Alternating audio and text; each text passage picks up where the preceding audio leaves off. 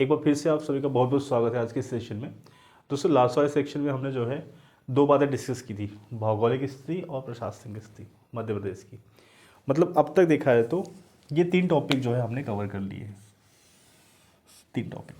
तो आज वाले वीडियो में जो है बचे हुए जो तीन टॉपिक है इसको कवर करेंगे। पहला है न्यायिक स्थिति, राजनीतिक स्थिति और आर्थिक स्थिति। इसको जो है इस वाले सेक्शन में जो है डिस्कस करेंगे। तो सबसे पहले बात करते हैं हम न्यायिक स्थिति की। मध्य प्रदेश की न्यायिक व्यवस्था कैसी है उसको हम डिस्कस करते हैं।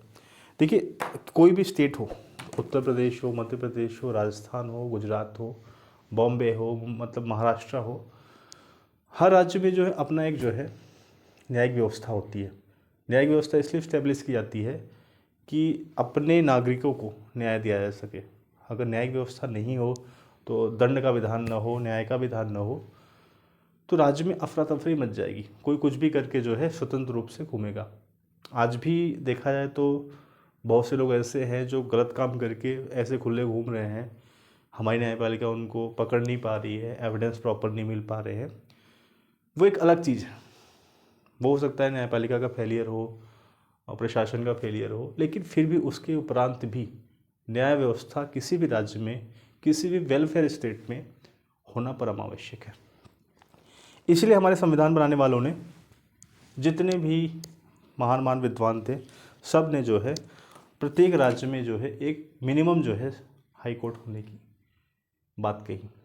इसीलिए जो संविधान के तहत जो है हर राज्य में अपने एक हाई कोर्ट है। कहीं कहीं राज्यों में दो दो हाई कोर्ट है। जैसे मध्य प्रदेश देख लीजिए, मेन हाई कोर्ट जो है जबलपुर में है, उसकी दो खंडपीठ, एक ग्वालियर में है, एक इंदौर में है, और चौथी भी बनने वाली है जो है भोपाल में। ठीक, तो उसी के तहत जो है आज हम मध्य प्रदेश की न्यायिक व्यवस्था को समझेंगे। तो देखिए, जो अपना मध्य प्रदेश का मेन जो है हाई कोर्ट है, मेन हाई कोर्ट, वह जो है जबलपुर में, जबलपुर में, ठीक है, अपना हाई कोर्ट है मध्य प्रदेश का। इसको इस्टेब्लिश कब किया गया था, प्रश्न ये भी आएगा। इसको इस्टेब्लिश किया गया था 1 नवंबर 1956 को, जब मध्य प्रदेश का गठन हुआ। उसी समय जो है इसको इस्टेब्लिश किया गया। संविधान की किस आर्टिकल के तहत जो है हाई कोर्ट के गठन का या फिर स्थापना का प्रावधान है, उसको एक बार आप देख लीजिएगा भारतीय राज्य व्यवस्था वाली किताब से। साथ ही साथ आपको ये भी जो है याद हो जाएगा। 1 नवंबर को जो है जब मध्य प्रदेश बना, उसी समय जो है जबलपुर में हाई कोर्ट की स्थापना की गई। जो फजल अली आयोग था 1953 के बाद जो बना हुआ था, जिसने 55 में 54 में रिपोर्ट दी थी, उसने जो है मध्य प्रदेश के लिए जो है भाषा के आधार पर गठित होने का सुझाव दिया था। और साथ ही साथ जो है उसने ये भी सुझाव दिया था कि मध्य प्रदेश की जो राजधानी होगी वह जबलपुर होगी। लेकिन पंडित नेहरू के हस्तक्षेप की वजह से राजधानी आज हमारी भोपाल है, लेकिन जो रिकमेंडेशन था वो जबलपुर के लिए था। उसी के संदर्भ में जो है हाई कोर्ट वहीं इस्टेब्लिश किया गया, जबकि राजधानी जो है भोपाल को इस्टेब्लिश किया गया। इससे पहले जब गठन नहीं हुआ था, 1 नवंबर 1956 से पहले, इसके पहले की अगर बात की जाए तो जो जबलपुर वाला हिस्सा है वह मध्य प्रांत में आया करता था। जो सीपीएन बरार कहते थे, मध्य प्रांत और बरार, उसमें आया करता था। तो इस वाले सेक्शन की जो हाई कोर्ट हुआ करती थी वो नागपुर हुआ करती थी। नागपुर में जो है कचहरी लगती थी, कचहरी जो है नागपुर में लगती थी 1956 से पहले। ठीक है, लेकिन 1956 के बाद जो है जब इस्टेब्लिश हो गया तो जबलपुर में हो गया। साथ ही साथ जब समय बढ़ता गया, अब चूंकि देख रहे हैं आप मध्य प्रदेश बहुत जो है चौड़ा है, लंबाई में तो केवल ही, चौड़ाई में बहुत ज़्यादा है, जनसंख्या भी लगभग ठीक ठाक है। तो समय को देखते हुए 1968 में इसकी जो है दो खंडपीठों का जो है उद्घाटन हुआ, एक इंदौर में और दूसरा जो है ग्वालियर में जो है इसको इस्टेब्लिश करने की बात हुई। और 1968 में जो है वहाँ पे स्थापित कर दिया गया कि जबलपुर में तो मेन हाई कोर्ट रहेगा ही रहेगा, लेकिन साथ ही साथ जो है अपना इंदौर और जो है उसके ऊपर जो है ग्वालियर में भी अपना जो है एक जो है हाई कोर्ट की खंडपीठ रहेगी, जिससे जो है जो जबलपुर साइड के लोग हैं, उनका काम यही हो जाए, जैसे रीवा, सतना, कटनी, ठीक है, शहडोल, सिंगरौली, सीधी, ये सब लोग जो है जबलपुर आ जाते हैं। इसके इधर वाले लोग जो भोपाल के इधर वाले सेक्शन के लोग हैं वह भी इधर आ जाते हैं, ग्वालियर। और जो लोग मध्य प्रदेश के ऊपरी सिरे में हैं, उत्तरी सिरे में, चंबल वाले एरियाज़ में, वो ग्वालियर उनका न्याय हो जाता है। और जो मालवा के पठार वाले क्षेत्र में है, उनका मामला जो है इंदौर में निपट जाता है। इस प्रकार से व्यवस्थाएं की गई हैं। लेकिन चौथा भी, मतलब तीसरी जो खंडपीठ है वह भोपाल में, मध्य प्रदेश की अपनी राजधानी भोपाल में जो है प्रस्तावित है। कब बन जाए पता नहीं, लेकिन प्रस्तावित तो है। ठीक है, इस प्रकार जो है व्यवस्थाएं की गई पूरी न्यायपालिका की। ये जो हाईकोर्ट बना था 1 नवंबर 1956 को, इसको बनाने में एक राजा थे जबलपुर के ही, राजा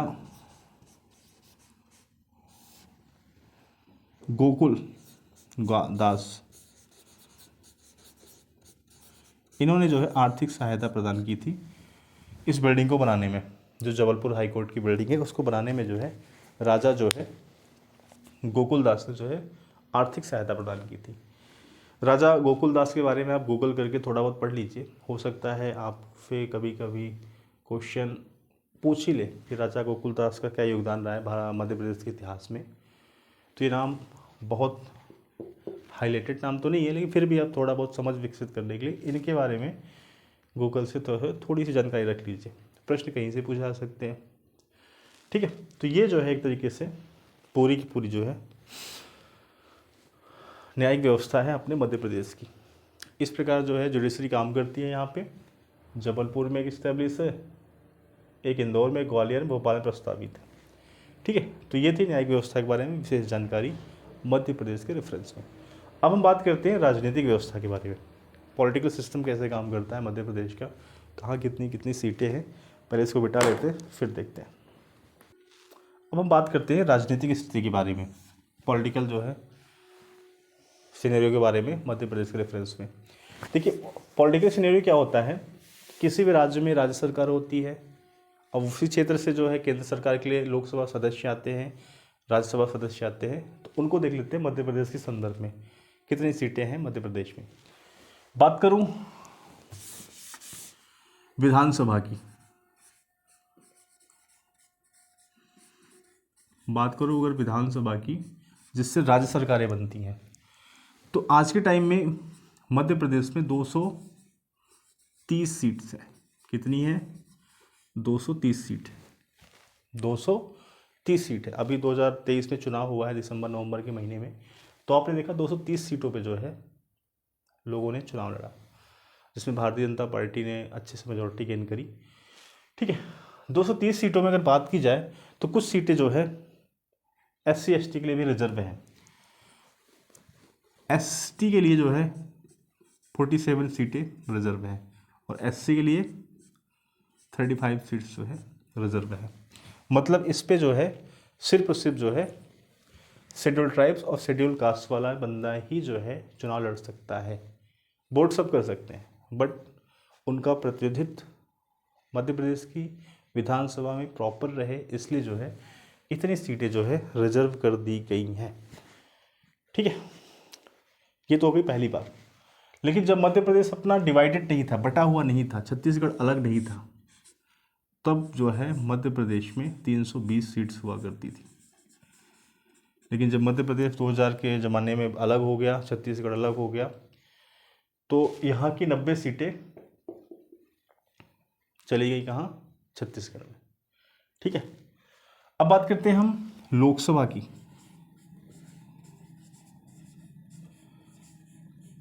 वर्तमान में लोकसभा में 29 सीटें जो है मध्य प्रदेश में है।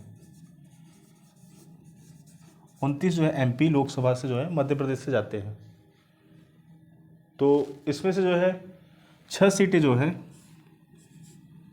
ST के लिए जो है रिजर्व है और SC के लिए 4 सीटें रिजर्व है। यहाँ भी रिजर्वेशन है। और जब भारत या कह लीजिए मध्य प्रदेश विभाजित नहीं था तो लोकसभा की सीटें जो है 40 थी, छत्तीसगढ़ वाली जो है सारी सीटें मिला के 40 सीटें हुआ करती थी पहले, 2000 से पहले।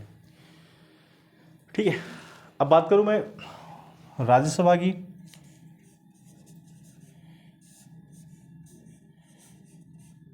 राज्यसभा की जो है टोटल 11 सीट्स है, टोटल जो है 11 सीट्स है वर्तमान में जो है 11 सीट है। लेकिन जब विभाजन नहीं हुआ था तब जो सीटों की संख्या 16 हुआ करती थी।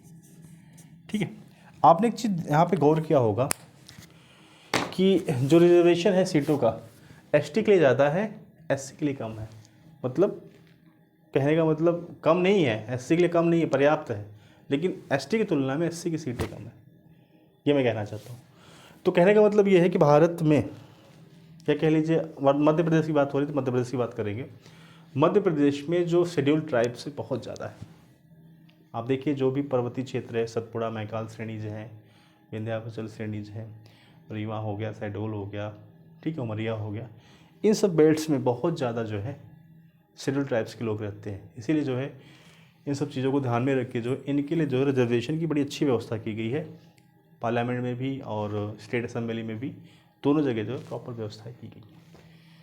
ठीक है, तो ये था जो है राजनीतिक व्यवस्था कैसी है मध्य प्रदेश की। अब बात करते हैं आर्थिक व्यवस्था के बारे में। देखिए जो मध्य प्रदेश का इकोनॉमी है, कह लीजिए मध्य प्रदेश का भारत की इकोनॉमी, वह कृषि प्रधान है। अब चूंकि भारत की व्यवस्था कृषि प्रधान है तो मध्य प्रदेश की व्यवस्था कैसी है, कृषि प्रधान है। ठीक है, यहाँ पे देखिए आपको पता होगा सोयाबीन यहाँ की जो है राज्य फसल है, कह सकते हैं।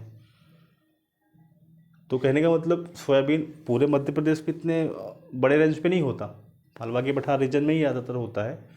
लेकिन कहने का मतलब ये है कि मध्य प्रदेश का जो व्यवस्था है, अर्थव्यवस्था है, पूरी तरीके कृषि प्रधान अर्थव्यवस्था है। एग्रीकल्चर पर डिपेंडेंसी ज़्यादा है। ठीक है, एग्रीकल्चर पे डिपेंडेंसी ज़्यादा है, कृषि प्रधान जो है राज्य है।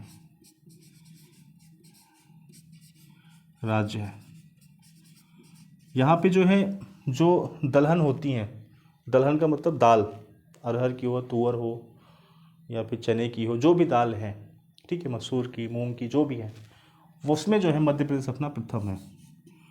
मध्य प्रदेश जो है प्रथम है पूरे भारत में। किस मामले में? दलहन के मामले में। ठीक है, तीसरी बात यह है कि भाई यहाँ पे जो खनिज पाए जाते हैं, जैसे तांबा हो गया, मैग्नीशियम हो गया, हीरा हो गया, यह सब में भी अपना मध्य प्रदेश पूरे भारत में फर्स्ट है। चाहे वो हीरा हो,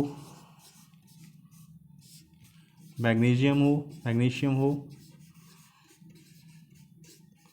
या फिर तांबा हो, इन सब मामलों में प्रथम स्थान पे है मध्य प्रदेश पूरे भारत में। ठीक है, तो ये सब जो है बेसिक नॉलेज है। अब चूँकि सामान्य परिचय पढ़ रहे तो मैं सामान्य बातें ही बता रहा हूँ। जब हम अर्थव्यवस्था पढ़ेंगे मध्य प्रदेश की, उसमें हम बहुत ही विस्तृत चर्चा करेंगे मध्य प्रदेश की आर्थिक व्यवस्था के बारे में। तो बहरहाल इस वाले सेक्शन में इतना ही रखते हैं, जिसमें हमने न्यायिक व्यवस्था, राजनीतिक व्यवस्था और आर्थिक व्यवस्था को देखा, जो कि इम्पोर्टेंट है। इस प्रकार से हमारा मध्य प्रदेश का सामान्य परिचय खत्म हो गया। अब इसमें सामान्य परिचय में इससे ज़्यादा कुछ नहीं है, बाकी आप बुक्स वगैरह देख के अपना समझ लेना है, समझ विकसित कर लेना। अगले वाले वीडियो में डिस्कस करेंगे जो है मध्य प्रदेश के पड़ोसी राज्य, 5 राज्य हैं, उन पे जो एकदम डिटेल वीडियो बनाएंगे। ठीक है, तो मिलते हैं अगले वीडियो में, तब तक के लिए आप सभी को बहुत बहुत नमस्कार।